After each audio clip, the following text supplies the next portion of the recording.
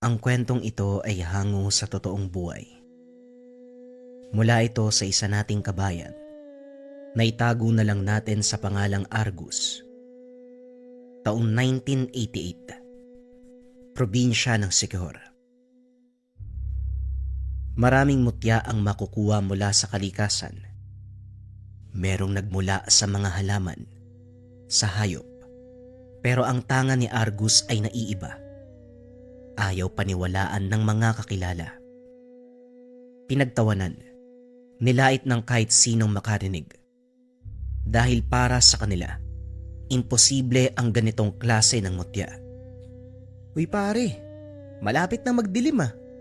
Nakatambay ka pa rin sa kambal na puno. Hindi ka ba nilalamok kakaupo dyan? Isa pa, nakakakilabot kaya dito. Umuwi na lang tayo. Wika ni Bugoy. Nang makita si Argus sa harapan ng kambal puno ng balete dito sa bukana ng kagubatan. Inaantay ko lang kung kailan lalabas ang kaibigan ko. Mauna ka nang umuwi. Susunod na ako mamaya. Tugon ni Argus. Hindi nag-abalang lumingon. Kaibigan, wala namang ibang tao dito kundi tayo lang ha. Ano bang nangyayari sa'yo? Napasukan yata ng baging yang utak mo kakatambay dito sa lugar eh. Hindi ka ba naniniwala sa mga sabi-sabi? Maraming engkanto ang puno na yan. Umiiwas ka yung mga tao na napapadaan dito. Tapos ikaw, buong araw ka kung tumambay. Walang katuturan ang sinasabi nila. Hindi porke puno ng balete, tahanan kagad ng engkanto. Ang kambal na punong ito, kaibigan ko naninirahan. Mabait siya. Mabuting nila lang. Oh, ano naman yung hawak mo? Ikaw huwag kang namumulot ng kung ano-ano sa gubat. Mamaya engkanto yung may-ari niyan eh. Daling ka pa sa kaharian nila eh. Mutya ang tawag dito. Nalaglag sa ngipin ng tikbalang. Naiwan nito ni tatay noong araw na umalis siya. Magmula nun ako na ang humawak. Ano ka mo ngipin ng tikbalang? Anak ng malunggay. Porket narinig mo yung usapan ng matatanda kahapon tungkol sa mutya ng pangilang baboy ramo, pangilang buhaya, ngipin ng kidlat, ngipin ng kalabaw. Ngayon naman nagpapauso ka ng ngipin ng tikbalang. Grabe talaga yung kaibangan ng utak mo. Umuwi na nga tayo. Mamaya resulta yan ng pagtatambay mo dito eh. Binulungan ka ng engkanto kaya hindi na matinuyang utak mo. Napabuntong hininga si Argus. Sanay na sa ganitong reaksyon. Walang naniniwala dahil ngayon palang narinig ang tungkol sa ngipin ng tikbalang. Sa katunayan, hindi naiiba ang bisa at taglay na kapangyarihan mula sa mga mutya na makukuha sa kalikasan. Pwedeng pangontra, gabay, proteksyon, nagdadala ng swerte sa buhay. Subalit meron itong kakayahan na hindi taglay ng karamihan. Isang antingero ang ama ni Argus. Ito ang orihinal na nagtatanga ng mutya. Bigay ng kaibigang tikbalang na aksidenteng nakilala habang naliligaw sa landas sa kagubatan. Pinaglaruan ng nasabing elemento ang ama. Ilang beses itong nangyari. Ito ang naging dahilan para magkalapit at maging magkaibigan. Nang maramdaman nito na busilak ang puso at tapat ang hangarin bilang simpleng manunugis noong araw, biniyayaan ng tangan na maging katuwang sa anumang laban. Doon na nagsimula na umusay lalo sa panunugis ang ama ni Argus.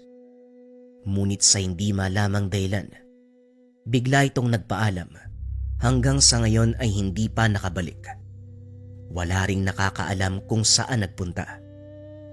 Hoy Argus, nung nakaraang araw ko pa napapansin hawak mo yan ha. Wala ka bang balak bitawan? Wala namang magdanakaw ng ngipin ng tikbalang no? Wika ni Bugoy. Nagpipigil ng tawa habang nagsasalita.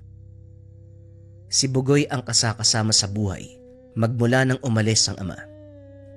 Laking lansangan pero nang maging magkaibigan ay inalok sa tahanan nila na tumira. Pumayag naman ito dahil gusto ring magkaroon ng maayos na tahanan. Yun nga lang walang tiwala sa kanyang sinasabi. Nagtatalo pa sila kung paminsan. Huwag ka na ngang magsalita dyan. Balang araw, hihingi ka rin ng tawad sa akin dahil pinagtatawanan mo yung mutsyang to. Ay sus, yan lang. Madilim na oh. Ano, hindi ka patatayo dyan? Kinikilabutan na ako dito. Hindi na mapirme ang mga mata ni Bugoy. Kung saan-saan nakatingin, nag-iiba ang simoy ng hangin. Habang tumatagal may mga aninong nakikita. Kumaripas ng takbo nang marinig ang malakas na ingay ng kabayo. Si Argus sa kabilang banda, tuwang-tuwa sa naging kilos ng kaibigan. Sabi ko naman sa'yo eh, ang lakas mong manglait kanina, tatakbo ka rin pala eh. Hindi nagtagal lumitaw ang kaibigang inaantay, ang tikbalang na nagmamay-ari ng mutya. Nakangiti itong binati si Argus. Lumalakad ang nilalang sa kanyang harapan hanggang sa unti-unti itong naglaho sa lugar. Pagdating sa tahanan, naabutan ng tagpo, sagutan ng mga kapitbahay. May kalayuan pero maririnig na ang lakas ng boses. Tignan mo, nag-aaway na naman yung mga lasing. Ang sabi ni Mang Sinyo, nakita niyang lumipad yung anak ni Mang Tolits. Tinawag pa ang aswang eh. Nag-away sila. Kung sumabay ka sana sa akin kanina, nakita mo nagsuntukan. Dugo na pero parehong ayaw tumigil eh. Hindi nakiusisa sa kaganapan si Argus. Dumiretso sa loob ng tahanan para maghapunan. Ilang sandali ang lumipas. Napatayo nang mapansin ang senyales ng tangan. Lumabas si Argus. Sinundan ng tinuturo ng mutya. Pero hindi malinaw ang tinutukoy kung sino sa nagkukumpulang mga tao. Maraming nakiusyoso sa away na naganap. Pinagmasdang mabuti ang bawat naroon. May nararamdaman siyang presensya ng aswang. Pero malabo sa iba't ibang enerhiya ng mga taong humahalo. Napakamot na lang siya ng ulo. Hoy, anong mukha yan? Nga pala, ano yung narinig ko dun sa gubat kanina? Parang may kabayo ah. Napatakbo tuloy ako. Nagulat ako eh. Teka, huwag kang magulo. May hinahanap ako. Sinilip ni Bugoy ang tinitignan niya. Maging ito ay napakamot sa ulo. Hoy, ano bang hinahanap mo dyan? Huwag ka nga, nagpapatawa ka ba? Mamaya hinahanapan mo ng sipilyo yung ngipin ng tikbalang mo eh. Kung sa bagay, kailangan linisin niya no, naninilaw na eh. Kahit kailan talaga napakaingay mo. Diyan ka na nga. Huwag kang susunod sa akin ah. Masisira yung gagawin ko eh. Tugon ni Argus. Humakbang siya nang napansin ang isang babae. Malakas ang nararamdaman. Walang pagdadalawang isip na kinalabit. Pero kagad pinigilan ni Mang Tolits. Huwag mong hawakan ang anak ko. Wala na kayong ginawa kung hindi laitin ang pamilya namin. Tahimik kaming namumuhay. Umiiwas na nga sa gulo, pero kayo naman itong gumagawa ng paraan para magkagalit tayo. Lalong-lalo ka na, Sinyo. Sa susunod na paratangan mo pa ng kung ano-ano ang anak ko, hindi lang yan ang aabutin mo. Tandaan mo yan! Wika ni Mang Tolits. Dali-dali nitong hinila palayo ang anak na babae. Nasundan na lamang ng tingin ni Argus. Hindi maiwasang maghinala dahil sa pag-alis ng mga ito. Nawala ang pagiging alerto ng tangan. Ako pa ang pinagbantaan, ang kapal na muka. Namumuhay ng tahimik kung hindi ba naman si Raulo. Anak niya nga yung dahilan kung bakit nabubulabog yung lugar na ito eh. Maniwala kayo o hindi, ang anak ni Tolit sa Yaswag, ako mismo nakakita. Wika ni Mang Sinyo. Nag-uwian na ang mga taong nakikiusyoso. Si Argus naman, sinamantala ang pagkakataong makausap si Mang Sinyo. Naniniwala siya dahil ito ang nagbabalita sa ama tungkol sa aswang noong araw. Magandang gabi po, Mang Sinyo. Gusto ko lang po sana magtanong tungkol sa pinagawayan niyo ni Mang Tolits. Paano niyo po nasabi na aswang yung anak niya? Tanong ni Argus. May gustong marinig mula sa mismong bibig ng matanda. Lumaki ka na talaga, Argos. Habang tumatagal, nagiging katulad ka ng iyong ama. Kung nandito lang siya, wala sanang problema ngayon eh. Pero nasa na kaya yung tatay mo? Matagal na siyang hindi bumabalik ah. Ako rin hindi ko alam eh. Pero hanggang ngayon umaasa ako na babalik siya. Kahit gaano katagal antayin ko. Wala akong pakialam basta umuwi lang siya. Pero Mang Sinyo, balik tayo sa tanong ko. Paninindigan ko ang salita ko, Argos. Batikusin man ako ng lahat. Kita ng dalawang mata ko eh. Nagbago yung anak ni Tolits. Lumundag ng napakataas. Lumilipad sa ere. Aswang yon. Nagtanong lang naman ako kung alam niya ba yung tungkol sa dalaga. Ay bigla ako sinuntok sa buka. Tumatango lang si Argus. May tumatakbong ideya sa isipan. Madali lang sanang bigyan ng solusyon ng ganitong problema kung nandito ang ama mo. Hindi yun matutulog kung may narinig na aswang eh. Hahanapan kagad ng paraan para maitaboy. Sayang, walang nakakaalam kung nasaan siya. Hindi nga nagpaalam sa'yo eh. Ikaw na mismo yung anak ko. Napabuntong hininga si Argus. Pagkatapos ng usapan ay umuwi na. Habang nakaupo sa labas, naisip ni Argus ang ama. Ang tanga na lamang ang naiwang alaala. Noong araw, ang sinabi lamang ay may tutugising aswang. Pagkatapos noon ay wala nang narinig na balita.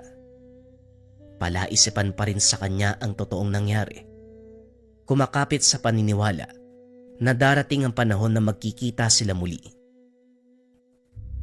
Pagkalipas ng ilang sandali, naging alerto ang mutya. Dali-dali niyang sinundan ang tinuturong direksyon. Dinala siya sa harapan ng kambal na puno. Doon naabutan ang tikbalang. Wala itong sinasabi. Nakatitig lamang sa kanya. Maraming salamat kaibigan ah. Alam ko, gusto mo lang akong damayan sa pangungulila ko kay tatay. Wika ni Argus. Sa tuwing naiisip ang ama, tinatawag siya ng nilalang sa pamamagitan ng hawak na tangan. Ilang sandali pa, naglaho ito pagkatapos magpakawala ng malakas na hiyaw. Dali-dali namang tumakbo pabalik si Argus nang makarinig ng sigawan. Maraming nagkukumpulang tao sa labas ng tahanan ni Mang Sinyo. Sa bakuran ay merong nakahandusay na baka, alaga ng matanda. Wala na ako ibang matuturo na pwedeng gumawa nito kung hindi ang anak lang ni Tolits na aswang. Tignan niyo ang baka sa katawan ng alaga ko. Puro kalmot, wakwak ang tiyan, walang lamang loob. Siguradong gawa to ng aswang. Wika ni Mang Sinyo, nagluluksa sa pagkamatay ng alaga. Lumapit si Argus para makita ang sinasabing bakas. Maging siya ay wala ring maisip kung hindi ang aswang. Ito rin ang turo ng tangan. May natitira pang amoy. Nanatili muna siya habang pinapakinggan ng bulungan. Kung totoo man na aswang yung anak ni Mang Tolits, dapat paalisin yung mga yan eh. Paano kung sa susunod tao na yung biktimahin? Tignan niyo yung ginawa sa baka. Malaki yan pero nagawang mapatay. Tayo pa kayang tao lang. Mapapabilis ang pag-alis kung magkakaisa tayo. Pagtulungan nating itabong eh. Ang tanong, may sapat na tapang ba tayo para kalabanin si Mang Tolits? Kilalang mangangata yan eh. Tapos aswang pa daw yung anak. Ay naku, baka mapatay tayo niyan. Ilang sandali pa nag-uwian na ang mga ito. Si Mang Sinyo na lang ang natira. Mag-isang nilinis ang katawan ng alagang baka. Lumapit si Argus. Nagpresentang tumulong. Argos, hindi na maganda ang nangyayari. Dinamay pa ang nag-iisa kong alaga. Kabuhayan ko to eh. Intay nila na matapos ako dito. Gagantihan ko sila. Si Tolits, pati na rin yung anak niya. Teka Mang Sinyo, hindi po masama ang gumante, lalo na kung ikaw ang inapi at merong sapat na dahilan. Yan ang sabi sa akin ni tatay. Pero hayaan niyo pong iba ang gumawa. Darating po ang takdang oras, mapapanagot ang may gawa niyan. Kung sakaling yung anak niya na si Mang Tolits, magbabayad do yun. Akong bahala. Parang naririnig ko talaga sa'yo si Roger Binata ka na. Nagiging kahubog ng ama. Hindi lang sa katawan, maging sa pananalita at isipan. Kung nasaan man ngayon yon, sigurado ako'y pagmamalaki ka. Susunod ka sa kanyang yapak bilang mamumuksa, tama? Sa tanong ni Mang Sinyo, natigilan si Argus. Hindi niya alam pero biglang natikom ang bibig. Hindi mo kailangang sagutin. Panahon mismo ang magsasabi niyan. Ngayon kasi sa nakikita ko, unti-unti mong tinataglay ang kilos ng ama mo. Malay natin balang araw, katakutan ka ng lahat na mga nilalag. Ayos yan para may protektor. Pero umuwi ka na, malalim na ang gabi. Maraming salamat sa pagsama. Pagdating sa bahay, bumungad si Bugoy na kanina pa nag-aantay. Wala ka ring pinipili ano? Umaga o gabi palagi ka na lang nawawala. Saan ka ba nagpunta? Magkasama nga tayo sa isang bubong pero hindi ko alam yung ginagawa mo sa buhay. Hindi mo pwedeng malaman ang lahat ng ginagawa ko kasi hindi ka naman naniniwala. Matulog ka na nga. Anong hindi naniniwala? Sa ano? Sa ngipin ng tikbalang? Sinong matinong tao yung maniniwala sa ganyan? Sinabi mo pang mutya. Ay nako. Sige nga kung mutya yan. Anong taglay na bisa? Wala ka masabi no? Natahimik ka rin Hindi na masyadong pinansin ang sinabi ni Bugoy. Sa katunayan, narinig lang sa ama ang pinakabisang taglay ng tangan. Ngayon na binanggit ni Bugoy, gusto niyang maranasan ang aktwal. Mararanasan ko rin sa totoong buhay ang bisa na sinabi ni tatay. Hindi man ngayon, alam ko balang araw. Wika niya sa sarili habang tinitignan ang tangan. Makalipas ang ilang sandali, naging mapagmasid sa paligid. Hindi mapakali dahil may naaamoy na samyo ng aswang. Dali-dali siyang sumilip sa labas. Bumungad ang tagpo. Nasa bubong ng tahanan ni Mang Sinyo ang isang nilalang. Pabalik-balik ito sa pwesto na para bang merong hinahanap. Tahimik na ng mga sandaling ito. Malalim na ang gabi at tulog na ang lahat. Walang ibang nakakita kung hindi si Argus lang. Sa takot na baka kung ano ang gawin nito, gumawa siya ng ingay upang makuha ang atensyon ng nilalang. Kagad bumaba ang nilalang nang makita siya. Pagkatapos makakuha ng patalim, dali-dali siyang lumabas. Sinundan niya ang dinaanan ng aswang. Hindi na nakikita pero naaamoy ang samyo. Sa kagubatan siya dinala. Nililigaw pa pero kabisado ni Argus ang buong paligid. Nang makarating sa masukal na bahagi, dito siya sinunggaba ng aswang. Paulit-ulit na kinalmot. Bumuelo ng kagat. Pwersahan pang binalibag. Napahugot na lamang ng hininga. Hindi nakakabawi dahil bawat pagbangon ay inaatake.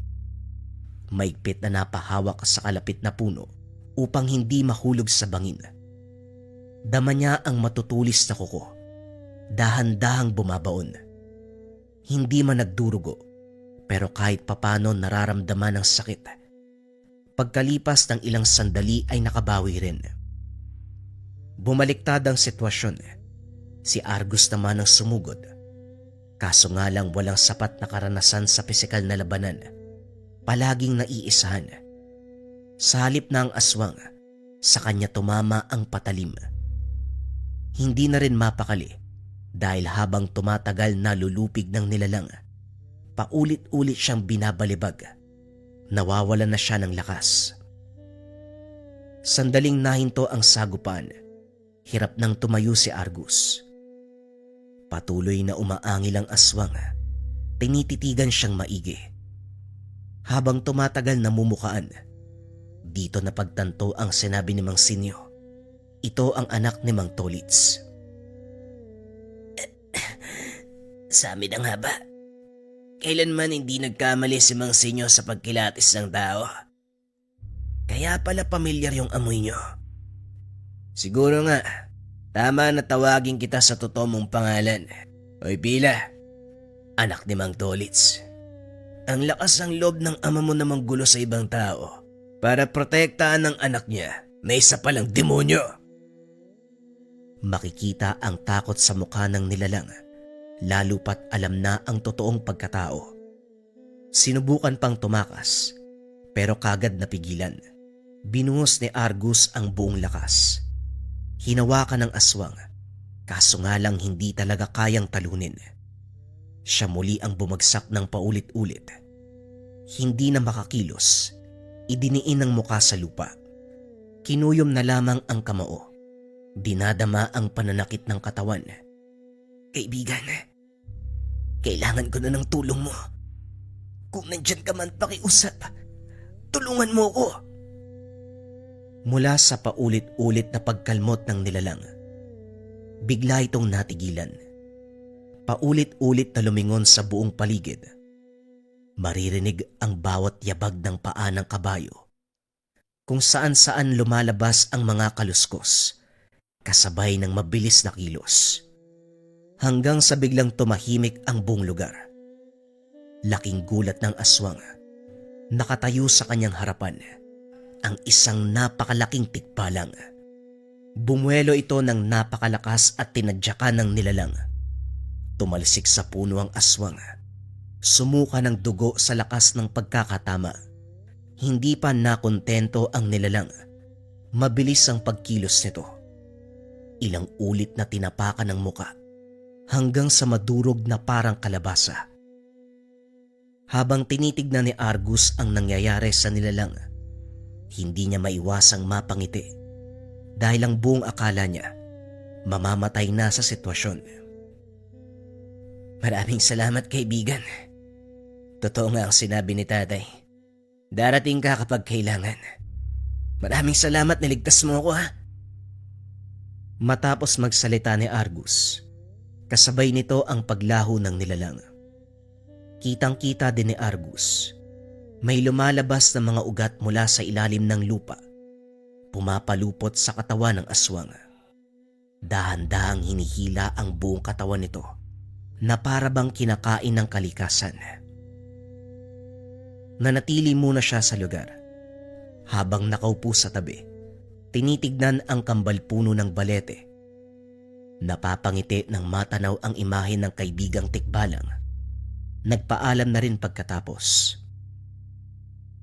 Kinaumagahan, ang unang bagay na inalam ni Argus ay ang anak ni Mang Tolits. Gustong makasigurado na tama ang nakalaban. Lasing ang matanda ng sadyain sa bahay. Hindi siya lumapit sa mismong tahanan. Dumistahan siya dahil nasa bakuran din ito. Nanghahamon ng away sa mga kapitbahay. Letek kayo. Sino yan? Sinasabing halimaw ang anak ko. Lumilipad daw. Ano yun, ibon? Ang lakas na tama. Halika rito, papatay kita. Maraming kapitbahay ang umawat dahil nangangamba. May bitbit na bote ng alak at itak. Lasing na lasing. Hindi malapitan sa sobrang pagwawala. Inawat na lamang sa pamamagitan ng salita. Nang makita ni Argus si Mang Sinyo, nakadungaw sa bintana ng tahanan, lumapit siya para makipag-usap. Hindi ako pwedeng lumabas, ako ang pinag-iinitan eh. Payag ako makipagsuntukan kaso may bitbit na itak ko. Maagang nagwawala yan eh, hindi daw umuwi yung anak niya kagabi. Hula ko, inabutan ng umaga yung aswang na yon. Nasunog, kaya hindi na makakabalik. Sana nga Manong ganun ang nangyari. Para malaya na tayo dito sa lugar natin. Sana magdilang anghel kayo Manong. Sa paglipas ng araw, nakikita ko talaga yung tatay mo sa'yo. Susunod ka talaga sa yapak doon. Sa tindig, pananalita ko ang kuha mo. Kung sakaling mamumuksa ka ha, masisiguro ko talaga ang kaligtasan ng lahat. Ikaw pa, anak ka ni paring Roger. Kung sakaling yan man po maging kapalaran ko, Bukas sa puso kong tatanggapin. Siguro ito na rin ang paraan para kahit papano makasama ko si tatay, hindi man pisikal, sa pakiramdam. Marahil may dahilan kung bakit hanggang sa ngayon hindi pa rin bumabalik ang tatay mo.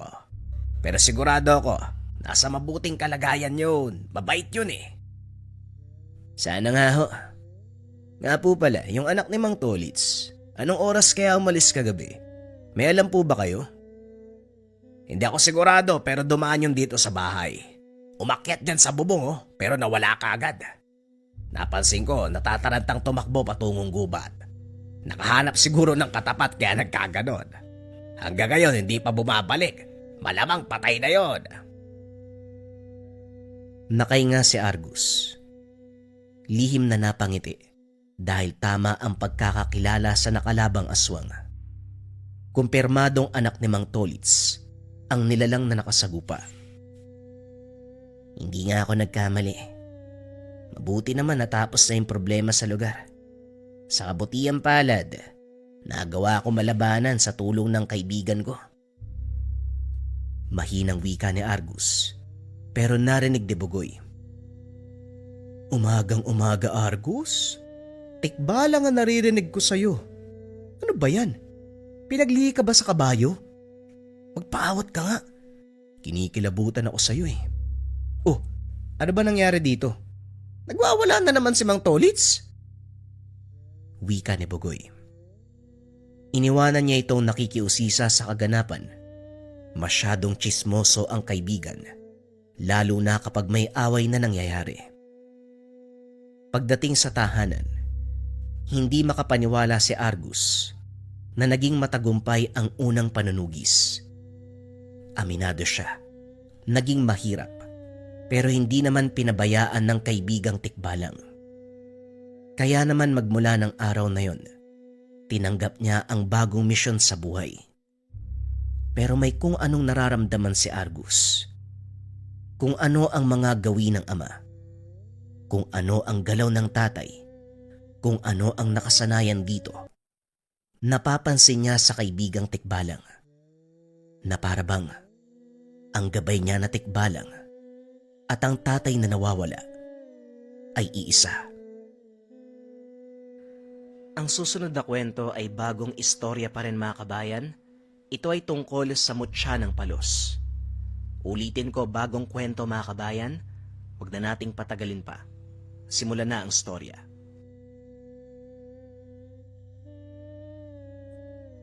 Ang kwentong ito ay hango sa totoong buhay. Mula ito sa isa nating kabayan na itago na lang natin sa pangalang Tiago. Walang eksaktong taon. Ermita, Maynila.